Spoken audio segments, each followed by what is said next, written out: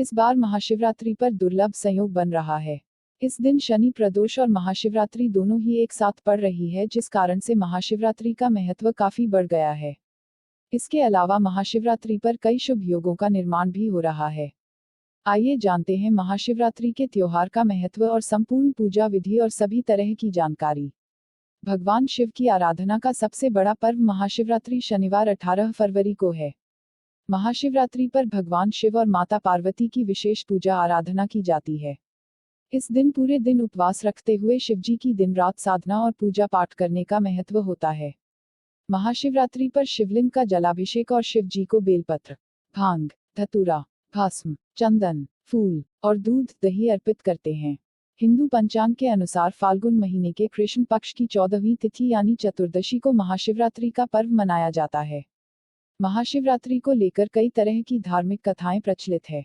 शिवपुराण के अनुसार फाल्गुन महीने के कृष्ण पक्ष की चतुर्दशी तिथि को शिवलिंग के रूप में भगवान प्रकट हुए थे और भगवान विष्णु और ब्रह्मा ने सबसे पहले शिवलिंग की पूजा की थी। इस कारण से महाशिवरात्रि का त्योहार मनाया जाता है।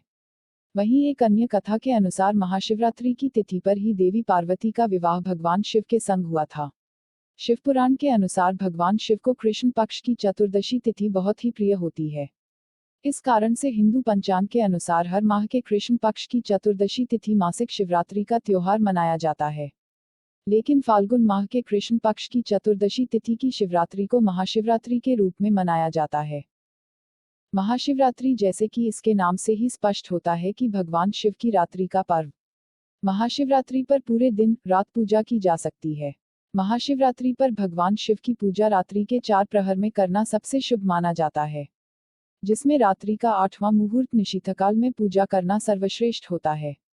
इस बार 2023 में 4 पहर के महाशिवरात्रि पूजा मुहूर्त रात्रि प्रथम प्रहर 18 फरवरी शाम 6:21 से रात 9:31 तक।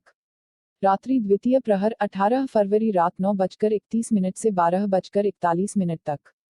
रात्रि तृतीय प्रहर 18 से 19 फरवरी की रात 12:42 से 3:51 तक। रात्रि चतुर्थ प्रहर मध्यरात्रि के बाद 3:52 से सुबह 7:01 तक। धार्मिक मान्यताओं के अनुसार शिवजी की पूजा में भांग, धतूरा और आंकड़े के फूल जैसी विषैली चीजें चढ़ाई जाती है। ऐसी मान्यता है भगवान शिव को नशीले चीजें चढ़ाने से भोलेनाथ प्रसन्न होते हैं। शास्त्रों में भगवान शिव विषधारी कहा गया है, यानी भगवान शिव सृष्टि और मानव जगत की रक्षा के लिए स्वयं बुरी चीजों को अपने अंदर समाहित करके लोगों की रक्षा करते हैं, तभी वे नीलकंठ कहलाए गए हैं। शिवलिंग पर विषैली चीजें चढ़ाने के पीछे संदेश है कि शिवजी अपने भक्तों को बुरे विचारों से दूर रहने का संदेश देते हैं। इसलिए भगवान शिव को भांग और धतूरा को बुराइयों के प्रतीक के रूप में चढ़ाया जाता है। धार्मिक मान्यताओं के अनुसार समुद्र मंथन के दौरान निकले विष को भगवान शिव ने अपने गले में धारण कर लिया था। विष के प्रभाव से भगवान शिव का शरीर काफी गर्म हो गया था। तब सभी देवी देवताओं ने भगवान शिव के शरीर के ताप को कम करने के लिए दूध, दही और जल की धारा डाली थी। दूध, दही और जल चढ़ाने के बाद शिवलिंग पर चंदन से लेप लगाया जाता है, ताकि शिवलिंग की तासीर ठंडी हो जाए और भगवान शिव को शीतलता मिले। सनातन धर्म के अनुसार जल को देवता माना गया है और पानी के पात्र को कभी भी पैर नहीं लगाया जाता। ठोकर लगा पानी न तो पिया जाता है न ही पिलाया जाता है, यह पाप तुल्य माना जाता है। ऐसे ही जो जल देव प्रतिमा पर चढ़ाया गया हो उसे लांघा नहीं जाता। शिवलिंग पर नित्य अभिषेक होता है। जिस जल से देवता का अभिषेक हुआ है उसे पांव नहीं लगे, इसलिए प्रणाल के बाद भी चंडमुख की व्यवस्था मंदिरों में की जाती है। इसलिए भगवान शिव की पूजा के बाद शिवलिंग की परिक्रमा हमेशा बाईं ओर से शुरू कर जलाधारी के आगे निकले हुए भाग तक जाकर फिर विपरीत दिशा में लौट दूसरे सिरे तक आकर पूरी करनी चाहिए। इसे शिवलिंग की आधी परिक्रमा कहा जाता है। भगवान शिव के पूजन में बेलपत्र का विशेष महत्व है। शिवलिंग पर एक लोटा जल और बेलपत्र अर्पित करने से भोलेनाथ शीघ्र प्रसन्न होकर अपने भक्तों की मनोकामना को पूरी करते हैं। मान्यता है कि शिव की उपासना बिना बेलपत्र के बिना पूर्ण नहीं होती। बेल वृक्ष की उत्पत्ति के संबंध में स्कंद पुराण में एक कथा है कि एक बार देवी पार्वती ने अपने ललाट से पसीना पोंछकर फेंका, जिसकी कुछ बूंदें मंदार पर्वत पर गिरी, जिससे बेल वृक्ष की उत्पत्ति हुई। इसी वजह से शिव पूजन में बेल का विशेष महत्व है। भगवान विष्णु को तुलसी बहुत ही प्रिय होती है, लेकिन शिव जी की पूजा में तुलसी का इस्तेमाल वर्जित होता है। इसके पीछे एक कथा है जिसमें भगवान शिव ने तुलसी के पति शंखचूड़ राक्षस का वध कर दिया था।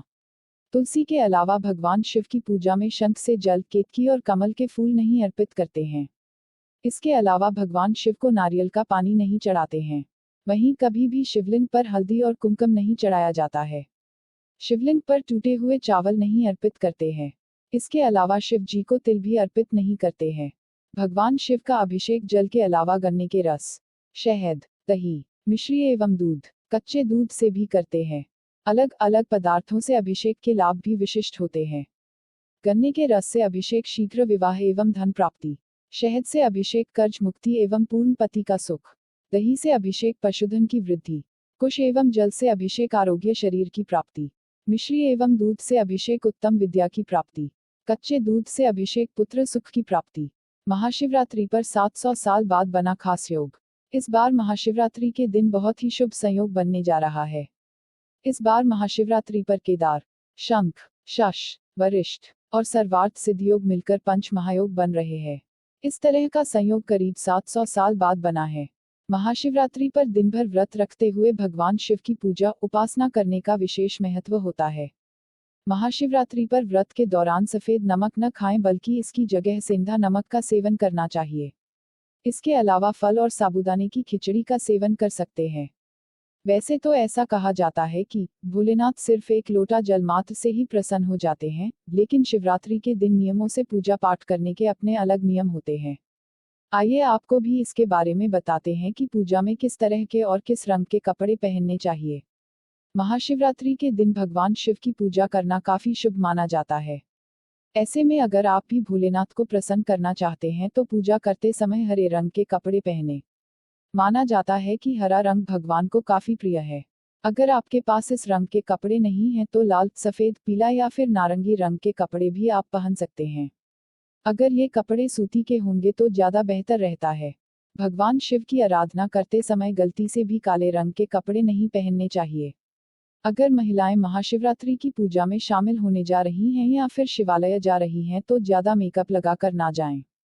जितने सादे भाव से आप पूजा में शामिल रहेंगी, भोलेनाथ आपसे उतने ही ज्यादा प्रसन्न रहेंगे। अगर आप पूजा में नए कपड़े नहीं पहन पा रही हैं तो कपड़ों को अच्छी तरह से धोकर पहनें।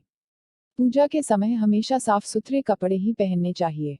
भगवान शिव की पूजा में शामिल होते समय चमड़े से बनी हुई चीजें को नहीं पहनना चाहिए। अगर आपको जानकारी उपयोगी लगी है तो वीडियो को लाइक और चैनल को सब्सक्राइब अवश्य करें।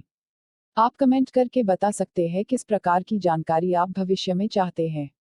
जुड़े रहने के लिए आप सभी का बहुत बहुत धन्यवाद।